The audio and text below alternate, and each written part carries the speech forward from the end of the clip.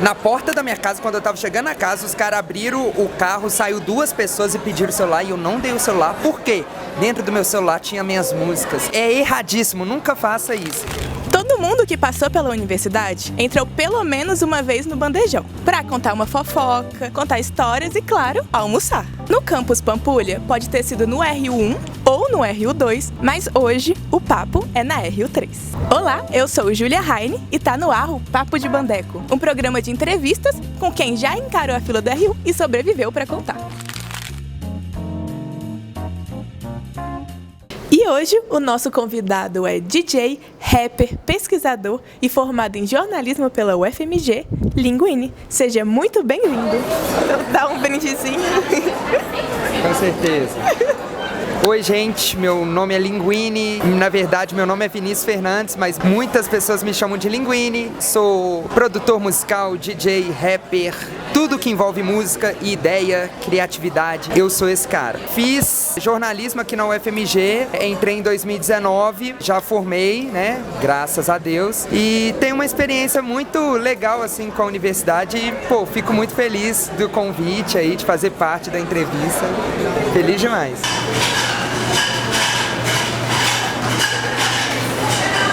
Inclusive, uma coisa que eu ia falar é qual é o cardápio de hoje. 2 entradas, uma salada de alcelga e salpicão de cenoura, quibe assado, que é a opção vegetariana, arroz branco, feijão carioca, sopa de fubá, bife de panela, um molho de tomate com orégano e a sobremesa é laranja. Uma ótima refeição. Aprovado. Você ia muito no bandejão na sua época universitária? Ele era cheio, vazio e gostava da comida? Como eu estudava à noite e morava muito longe, eu não frequentei muito o bandejão aqui da UFMG. Mas eu também, além da UFMG, eu fiz Cefet, né? E o bandejão de lá, na minha época, era tipo assim, nota 10. Você pagava tipo R$1,50. Tinha dia que era bife com batata frita e eu chegava no final de propósito pra tia colocar o resto pra mim, porque não tinha como desperdiçar. Era sexta-feira de noite, ela emendava 3 bifão e jogava batata frita em dobro. Comida boa num preço muito acessível pra gente. Você se lembra de como foi escolher o curso? O que te atraiu nessa área? É o seguinte, olhei para a lista de 1 milhão de cursos que tinha lá, que vai desde engenharia até aquacultura, até biblioteconomia, e o jornalismo foi o único que eu olhei e falei, talvez seja esse, porque eu sempre me senti uma pessoa muito comunicativa, sempre tive essa relação com criação que, querendo ou não, o jornalismo proporciona também, tudo que envolvia, de certa forma, uma criação e uma liberdade para eu seguir um caminho, né? Porque você pode ser um jornalista esportivo, voltado para a área da cultura, enfim, N direções que você pode seguir. Isso também me deixou muito tranquilo, assim, para ir deixando o curso fluir e entender o que eu queria de fato. Tinha alguma matéria que você adorava e alguma que te fazia pensar, mano, por que eu tô aqui? Com certeza. Eu adorava Lingtech Proc com PH, sensacional. Vou falar outra do PH também, que é podcast e rádio, não lembro exatamente o nome, mas fantástica. Essas matérias são mais práticas também e o PH em si também foi um professor que eu olhava e falava, pô, eu não posso decepcionar esse cara. E eram as matérias que eram talvez até as mais trabalhosas, assim, que a galera mais penava, assim, pra fazer as coisas, mas também era a matéria que eu mais ia bem também, eu achava isso legal. Teve uma que eu fiz, eu não lembro o nome dela, mas foi uma que eu fiz com o Braulio. Tinha a coisa de trabalhar, entender a semiótica, isso bugava minha mente de uma forma... Isso. Era isso. Era isso. Era uma matéria caótica, sim, em tudo, em organização, porra. E as matérias, tipo assim, visitando a história da democracia, aí ia lá nos gregos, e era EAD ainda. Então, tipo assim, isso aí era pra fazer todo mundo, assim, fechar a câmera mesmo e tacar o foda-se. Não. Hoje vocês estão proporcionando aqui um banquete. Você participando mais dessa cena underground da música belo-horizontina. Você sente que a UFMG te ajudou um pouco nisso, a perceber, ter esse olhar para essa cultura que a gente estava falando um pouco aqui agora? Eu acho que sim. Eu acho que, dada as devidas proporções, sim. A experiência também como aluno e as conexões que eu fiz aqui, eu acho que é muito, né, a universidade, para além de conhecimento, né, muito sobre as conexões, as pessoas que você encontra. Já tive ideias aqui por conta da minha experiência aqui com N coisas, desde uma aula ou um encontro que eu tive depois da aula batendo papo. Então eu acho que, com certeza, na minha vida, assim, a UFMG tem alguma pitadinha, assim, nas coisas que eu faço. Você já passou por algum perrengue em alguma disciplina, tipo, tirar 59 e ter que negociar aquele pontinho pro professor? Nunca passei perrengue na UFMG, o meu perrengue era chegar aqui e chegar e ir embora. Depois disso não tinha perrengue, não. Tinha professor que, quando você chegava 10 minutos atrasado, ele te dava a falta dos 2 primeiros horários. Já teve experiência de eu sair de casa 3h30 e cheguei na aula 7h50, porque eu morava no último bairro do Barreiro, tinha que pegar 2 ônibus, pegar o anel e às vezes tinha trânsito e era trânsito na parte toda. Então, tipo assim, o meu perrengue maior era chegar aqui e ir embora.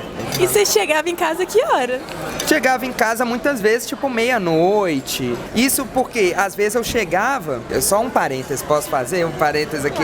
Os meus ônibus saíam de meia e meia hora. E o último saía só 00:05. E aí, enfim, já teve história de eu não querer pegar o ônibus de 00:05 e pegar um outro que deixava perto e sofrer assalto, mas reagir ao assalto. Já reagia a um assalto. Na porta da minha casa, quando eu tava chegando na casa, os caras abriram o carro, saiu 2 pessoas e pediram o celular e eu não dei o celular. Por quê? Dentro do meu celular tinha minhas músicas. É erradíssimo, nunca faça isso. Mas dentro do meu celular tinha as músicas e eu falei, não, por impulso assim, não dei. E os caras, pelo visto, não estavam armados. Apanhei muito. Foi no começo da UFMG. Aí depois disso eu falei, vou tentar começar a ir de van. Aí eu fui de van, depois veio pandemia. Muito louco, mas deu certo, no final deu certo. Formei. A gente estava conversando um pouquinho sobre estágios. Como foram? Teve alguma experiência bizarra, engraçada, ruim? Sobre os estágios, assim, eu senti um aprendizado muito grande, igual eu tava falando antes aqui das câmeras ligarem. Eu tive uma experiência muito boa com a técnica da escrita, assim. Eu fiz um estágio na agência da UFMG, no período que era EAD, né? Então eu tive que fazer o home office e isso me permitiu também conciliar com outro home office. Então eu fiz 2 estágios ao mesmo tempo. Não lembro como que eu fiz essa mexida assim de pecinha, mas eu fiz tanto na agência da UFMG e no Ars Nova, que era o coral da UFMG. Eu não sei nem se podia, mas eu arrumei uma forma de legalmente fazer isso. Então foi basicamente isso, assim, foi uma experiência muito enriquecedora, assim, até pra minha forma de escrever hoje, sem ir pra esse lado do jornalismo objetivo e parcial, mas de clareza mesmo, sabe? Eu consegui ser mais claro depois que eu passei pelos estágios, com certeza. Você ia em festas universitárias? Acha que te influenciou na área artística, principalmente como DJ? Tirando uma calorada do meu curso, que teve de 50 a 60 pessoas, e olhe lá, eu nunca fui em nenhuma festa universitária da UFMG como público. Eu não sei se o fato de eu morar longe também e de pegar a coisa da pandemia, tive uma interação muito mais virtual. Na época do Among Us, dos joguinhos lá, das videochamadas, a gente juntava e às vezes ficava até madrugada jogando e trocando ideia. Então, assim, a minha experiência de socialização na universidade foi mais pra esse lado. Aí eu passei aí nas festas universitárias pra tocar. Muito legal também. Já fui em festa de Halloween, de concurso de fantasia, eu lá na mesa do DJ, cada fantasia mais incrível passando. Fui em muitas caloradas da Fafiche também e tive uma história recente. Se der BO, vocês cortam. Teve uma calorada unificada da Fafiche e teve meio que uma perseguição, assim, da reitoria para que essa calorada unificada aqui na Fafiche não acontecesse. E aí eu não sei como, tava espalhando a line da calorada e meu nome tava lá, porque eu de fato ia tocar. E eu recebi um e-mail no dia do evento ao senhor DJ Linguini, com esse nome, ao senhor DJ Linguini, uma notificação extrajudicial da reitora. E isso pra mim foi marcante demais, deu da vontade de imprimir, assim,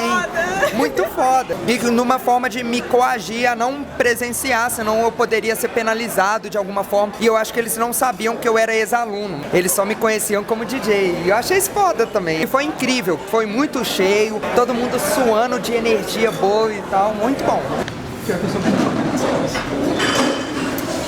Em que momento a música deixou de ser só um hobby e começou a virar algo mais sério? Já rolava algum beat, grupo, apresentação durante a graduação? Durante a faculdade, eu ainda tava nessa coisa de me entender como artista mesmo, dos meus raps, das minhas produções e tal, e depois da pandemia eu comecei a atuar como DJ, né? Depois disso eu comecei a olhar e de pouco em pouco fui vendo e, pô, isso realmente tem sido um trabalho e eu tenho sido remunerado por isso. E eu tava até falando antes que a música é uma coisa muito ingrata, né? Então muitas vezes é um trabalho não remunerado. Você passa horas e horas e horas e horas num estúdio sem saber sequer o que vai ser daquilo e o quanto que isso vai retornar daqui a um tempo pra você. E é um investimento tanto no aprendizado da música, na técnica, mas na construção de uma obra, na construção de um álbum, de uma música, enfim. Tem até uma relação com o meu estágio, que eu tava fazendo o estágio, tava estudando e tava vendo que não tava tempo pra dedicar pro que mais tava me dando retorno na época. Aí eu comecei a entender que eu deveria olhar pra esse trabalho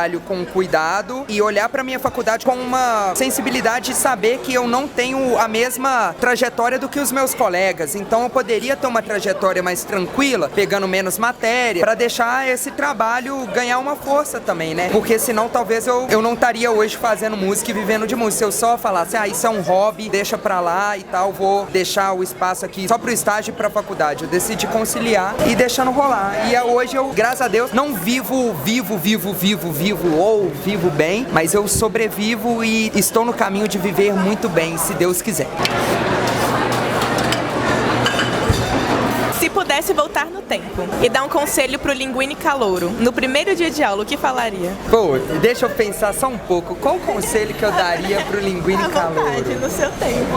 Caraca, velho. Eu sei que tem muitas implicações aí, geográficas, sociais, etc, etc. Mas eu acho que eu me daria o conselho de me permitir mais, se joga mais. Venho descobrindo cada vez mais que a gente tem que fazer isso. O que o Linguini estudante teria achado do Linguini de hoje? Eu acho que o Linguini estudante teria orgulho do Linguini de hoje. Viu que formou, viu que tô melhor do que naquela época, com certeza, mentalmente, de maturidade também, de conhecimento. Eu acho que o Linguini lá de 2019 aprovaria o Linguini de hoje. Tem muita coisa a melhorar, muita, mas teria orgulho. Deixei minha garrafinha aqui, né? E com isso, finalizamos hoje nosso papo no Bandeco com o Linguini. Muito obrigada por ter participado. Eu que agradeço. Nossa, é uma honra pra mim participar. E obrigado pra você que assistiu até o final. É nóis.